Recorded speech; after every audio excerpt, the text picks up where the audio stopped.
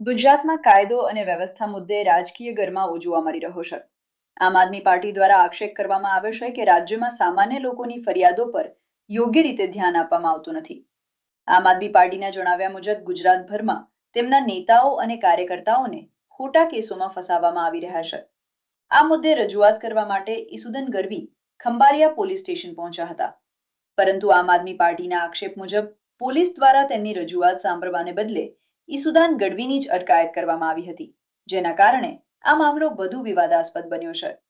આ ઘટનાને પગલે આમ આદમી પાર્ટી દ્વારા રાજ્ય સરકાર અને પોલીસ તંત્ર પર ગંભીર સવાલો ઉઠાવવામાં આવ્યા છે। કાલે આ લોકોએ બે જણાને ઊભા કરી એની સ્કૂટી ને કીધું કે તમે વાંગાને મારવાનો છે, તોડાવડાવ્યું અને પેલો ફરિયાદ કરવા અહીંયા આવ્યો છે અને એની સામે ફરિયાદ કરી નાખી અને એ ઈસુદાન ગઢવીના એરિયામાં ક્યાં દારૂના અડ્ડાઓ ને મટકાન બટકાન બધાનું એસપી વેસપી ને બધાનું હું ઉપાડીશ। સબ ઇન્સ્પેક્ટર ને બોલાવી લો ભાઈ, ક્યાં છે કે નથી સબ ઇન્સ્પેક્ટર? બોલાવો પીએસઆઈ અમે છે ને 8:30 વાગ્યાની છે, હું 12 વાગ્યા સુધી હું ખુદ અહીં હાજર હતો। મને કે હજી દાખલ થશે દાખલ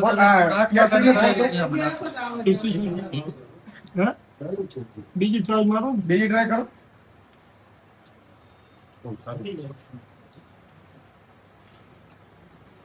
ઈશુદાનભાઈ ચા પીવા આવ્યા છે નહીં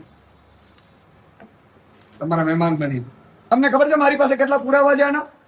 તમારી એકેને નોકરી નહીં રહે આમાં, તમે દુખી જાઓ અને એસપી પોતે એસપી ની સામે આમાં કાર્યવાહી થાય। તમે એસપી શ્રીને મેં કાલે ફોન કરેલો અને માત્ર અહીંયા નથી બન્યું, ગુજરાત સૌરાષ્ટ્રના 6 જગ્યા ઉપર બન્યું છે સેમ મોડસ ઓપરેન્ડી। અત્યારે હું 1 વાગે પ્રેસ કોન્ફરન્સ કરીને બધા ખુલાસા કરવાનો છું। માણસો ઉભા કરો, ફરિયાદ લખાવડાવવા માટે એને કહો, ધમકી મારો, ફરિયાદ લખાવડાવે, અહીંયા ફરિયાદ લખશે કોઈ? 5 દિવસ પહેલા આઈબીએ મને કીધેલું કે સુદાનભાઈ આવું થશે, મેં કીધું શું થાય? અહીં કે ઘાસ કાપવા માટે રાજનીતિ મળી દે કઈ, બધાને પોતાની નોકરીઓ વાલી હોય છે, પણ અમે ખોટું કોઈનું નથી કરતા એનો અર્થ નથી। અને દારૂના અડ્ડાથી મને બધું લિસ્ટ આપો, હાલો આપણે રેડ કરીએ, તમને કોણ કોણ બુટલેગર છે આપણે બધી ડિટેલ કઢાવું।